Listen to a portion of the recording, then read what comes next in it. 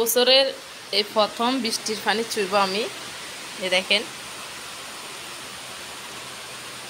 এর আগেও বৃষ্টি হয়েছিল, কিন্তু আমি বৃষ্টি দেখিও নাই কখন হয়েছিল, আর বৃষ্টির পানিও দেখিনি। দেখেন কত সুন্দর লাগতেছে।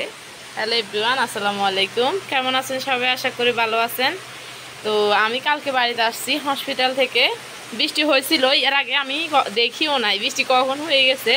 হসপিটালে 8তলায় থেকে বুঝতেও পারি নাই যে বৃষ্টি হয়েছে কখন। অনেক ভালো লাগতেছে বৃষ্টির পানি, আমার অনেক ভালো লাগে। দেখেন কত সুন্দর, আমার বেলকনি পুরো ভিজে গেছে বৃষ্টির পানিতে। পুরা গাছ ফুল কি সুন্দর করে ভিজে গেছে। তো এই প্রথম আমি বৃষ্টির পানি মানে বছরের প্রথম দেখতেছি। তো আমার গাছগুলোর অবস্থা নাই, আমিও নাই, আদরও নাই, যত্নও নাই গাছের।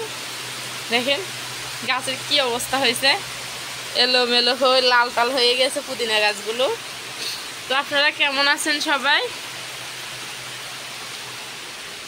তো ছেলেকে নিয়ে অনেক দিন হসপিটাল ছিলাম, বিগত 8 দিন ছিলাম হসপিটাল। তো সবাই আমার ছেলেটার জন্য দোয়া করবেন। ওর পরীক্ষার রিপোর্টগুলো খারাপ এসেছে, তো কি করব আমি আর আপ্রাণ চেষ্টা করতেছি যেন আমার ছেলেটাকে আমি সুস্থ করতে পারি। তো বৃষ্টির পানিগুলো অনেক ভালো লাগতেছে। আমি দেখেন কি করতেছি বৃষ্টির পানিতে, সাথে আমার ছেলেটা আছে। দেখেন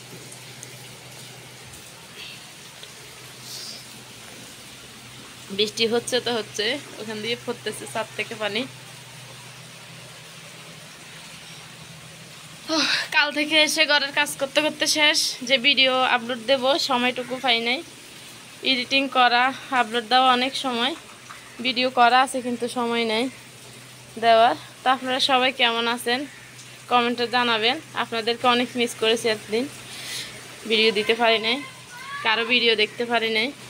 তো সবাই আমাকে ক্ষমা করবেন, আমি অনেক কষ্টেতে আছি।